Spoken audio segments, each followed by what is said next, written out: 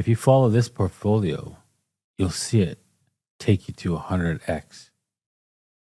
So stay tuned. Don't miss a minute of this video. Good morning, good evening, good afternoon, wherever you are, whenever you are. Thank you for watching my videos. My name is DaVinci Jeremy. I'm joined with Mr. M here. How you doing? Whoops, we're on the side. There you go. Right here. How you doing today? I'm doing great. Thank you so much for having me on your channel. Always happy to be here. I noticed you're wearing a moon hat in the moon base right there. Yeah, getting ready for the moon show. A live show later. Yeah, later on. So make sure you check out the moon show if you're watching this. They do the moon show from Monday through Friday, right? Yeah, and Wednesday we have you on, so you don't want to miss that. So, exactly. All right. So with that said, today we're going to be going over a portfolio of altcoins or crypto, basically crypto coins that you should have, and how much your percentage should be, so that you can like ride the wave of wealth that's coming in to crypto, because there's going to be a massive wave coming into crypto, regardless of how hard the government tries to stop it.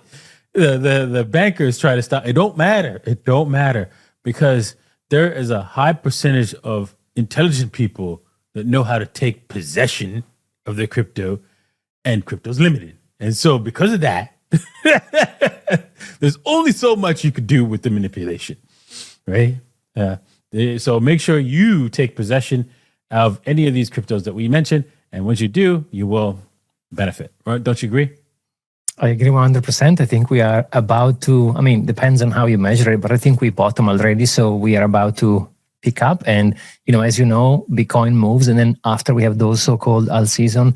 So it's going to be an interesting one to discuss on how we think a portfolio could be configured, because there are so many options, right?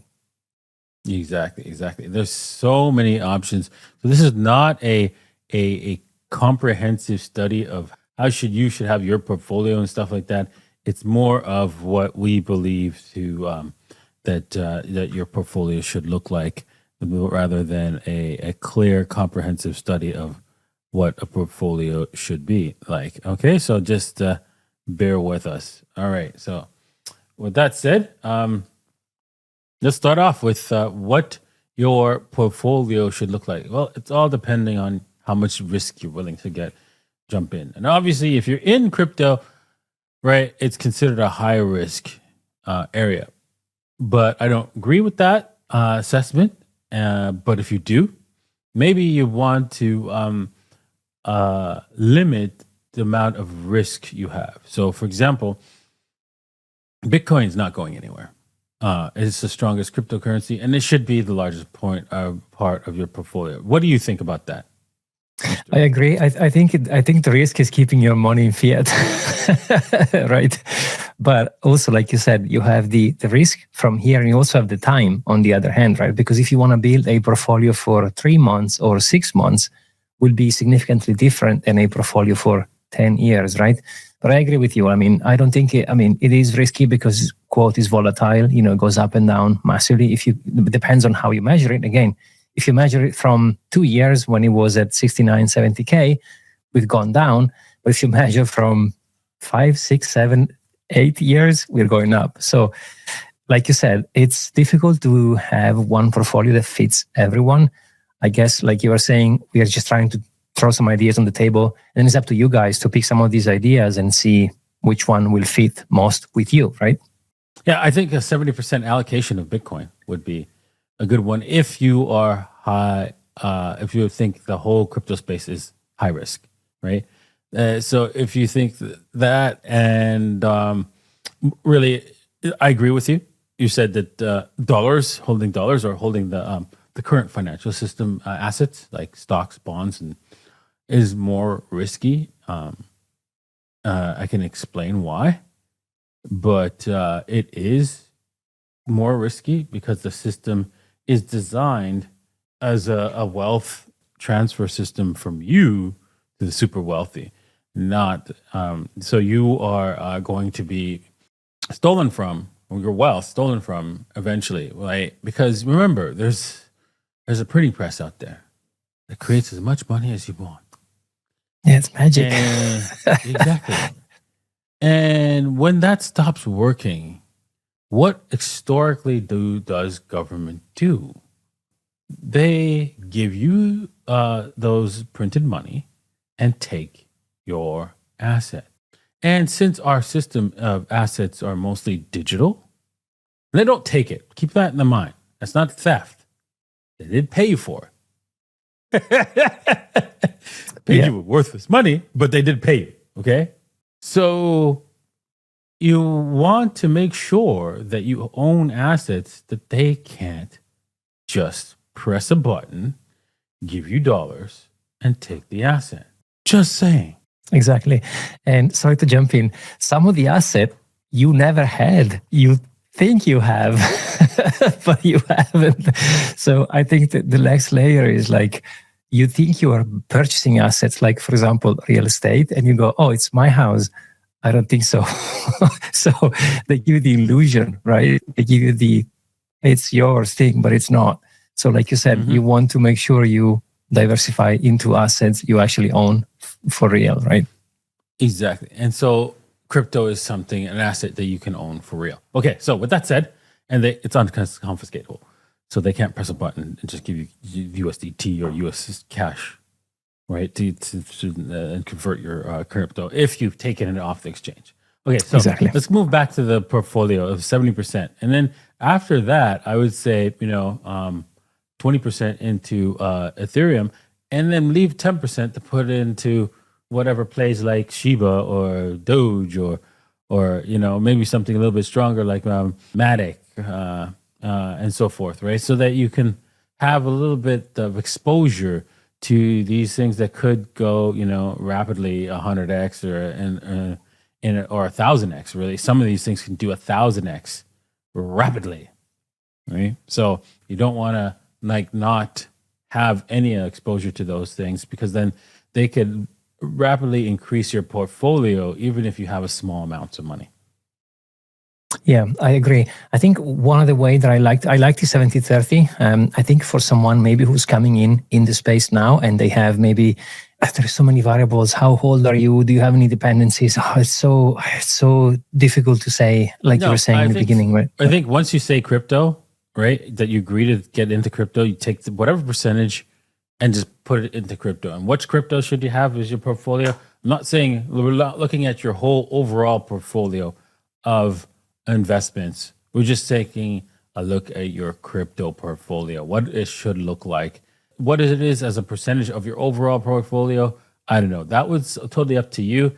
If you feel it's risky, then it should be no more than 5%, so high risk. And if you think it's not high risk, right, it should be more than that. I mean, crypto is like 90% of my portfolio, right? So, because I don't think it's high risk. I think everything else is high risk, right? So that's why. Yeah, I love it. Mostly crypto, right? Yeah, no, same. I'm all in, because I think having money on the bank, well, you don't even have in the bank, but the perception of owning money in the bank is more risky. But yeah, so I agree. So let's say you have $100,000, which is easier to do the math. Of that 100,000, you decide how much you want to allocate in crypto. Let's say you want to allocate $10,000. Of that $10,000, $7,000 will be Bitcoin, because 70%, 30%, right? That's a good one.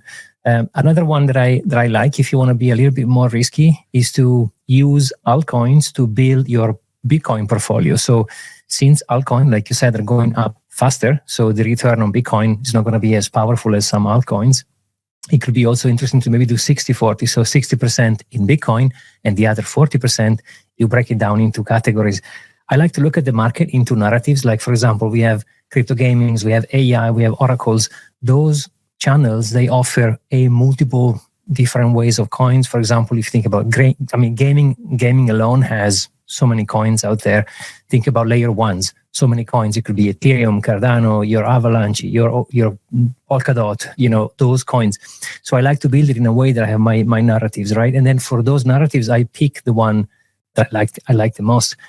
And that could be, again, just throwing number out there, but if you do 60% Bitcoin and 40%, you split into 20% and 20%. I would do, I don't know what you think, I would do 20% Ethereum solid and the other 20% of those maybe narratives. so that you can. My portfolio would look a little bit different if I were to start one from scratch. I think it would be 40% Bitcoin, 30% Ethereum, and then the other 30% would go to different alts, and I'd have approximately no more than 20 different alts that I'm going to invest in, and counting Ethereum as one of them as well. So nice. So with that said, I would start investing in 19 other cryptocurrencies. 19 other cryptocurrencies with that 30%, up to 19. Now, because it's going to be difficult once you get up to like even 10 to manage them all and decide which ones to move around. And speaking of which ones that I would get into, we talked last week about Shiba Inu. There we go. So Shiba, right? I know there's a lot of numbers here and a lot of things here going on. This is the bottom for Shiba, right? The 761. I'm not going to go into 00000. I'm just going to call it 761. Yeah, it's probably easier. Yeah. So you can see here that we're at 834, and we can go all the way down to, as long as we can hold this level, then Shiba is ready to blast off. But I really think it's already ready to blast off, and it's just, you can see that this W here is ready to go and so forth on the 4 hour. And we've retested a lot here. We've retested this. We tested the support level. That was once resistance, and we've retested this actual trend line, downward sloping trend line. Right, that it's also amazing that we've been above it for a while, and now we've retested it, held it, bounced off of it, and so any purchase of Shiba in this area right here. Let me just. This is a green zone for buying a Shiba right here. If Shiba gets in any here below here, and I think maybe if you just say if it breaks any of these lows, I'll start buying. Right, which is just below the 800. That is a good buying opportunity for Shiba. And I'm buying even, I think it's good to buy some here if you have none.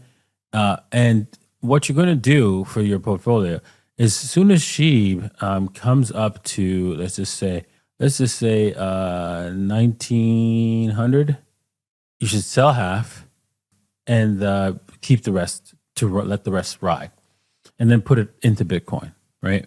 You sell half in cash, buy Bitcoin with it, wherever price it's at, just buy the Bitcoin and done. And I think that's what you should do with your alts. Measure them in dollars, sell half on a double in dollars, and go straight into Bitcoin. Because even though I used to do that with Bitcoin, not many, I don't think Bitcoin, because of Bitcoin's dominance chart here, and I can show you this, is indicating that we're going to pump heavily. It's not worth. The odds are that the altcoins are not going to outperform Bitcoin. So you might as well just stick to dollars and just convert them to the dollars that you currently have and buy Bitcoin. Okay. Yeah, nice. That's a good idea. The little old lady strategy. When it doubles, you sell half. It's a good point. And then you take your profit into Bitcoins, like we were saying in the beginning, right? So you can build a portfolio like you suggested, 60-40, maybe 40% Bitcoin, 60% in other areas. You can find some of the narratives, meme coins, oracles, such as Chainlink. You can have layer ones, like your Ethereum, your Cardano, your Polkadot, your Avalanche, those guys. And then for those parallels or narratives, you pick some of the coins. But like you said, I think it's super, super well said from you, Da Vinci. Don't try to buy too many, because otherwise it will spread too thin and you won't be able to make money at all. Imagine if you have $10,000, even $1,000, you have 50 coins. I mean, it's not going to work. So my advice will be stay with a small amount, do some research, projects you believe in it, as opposed to buying whatever. And it's good to have some of the main, for example, meme coins. You have your Shiba, your Doge, your Pepe. You can do this kind of stuff, but go in with a percentage of your portfolio, right? They're supposed to go all in with one coin. It might be easier to build a strategy, build a portfolio. And then when it doubles, like you said, sell half. Boom, into Bitcoin. Yeah. Perfect. All right. Well, I think that's a great idea. Maybe we should create a portfolio for people because people are like, I don't know what to buy. Maybe we'll do that. If you hit like on this video and you get your friends to watch this video and we get up to, let's say, how many likes should we request? I'd say we go for shoot the moon. You get the 5,000 likes on this video. We'll put together a portfolio for you and we'll show you how to basically allocate your crypto portfolios and which cryptos which will be best in your 20 altcoin portfolio, and maybe even manage them, help you like go over them and maybe change them over time. So if you really support our channel, we're going to do that for you. Yeah, sounds a good idea. What we could do also, we could, like you said, we could create a portfolio, like a real put money down into a portfolio and grow it. And when we double it, we do a giveaway on the channel. We give money to whoever is watching. That's even better. I think that's a great idea. Oh yeah, I like how you think. So share the love and also, the profit we are making, we'll share it to your community. Yeah. Mm-hmm. Perfect. All right. Well, I think that's it for today. I hope you guys enjoyed today's episode. I know I did. Make sure you head over to Mr. M's channel, right, where I show up every week. Yep. We do NFT news there. So make sure you head over there to find out what's off and popping in the NFT space. And yeah, look forward to seeing you guys next week. Cheers. Yeah, thank you so much. See you next time. Cheers.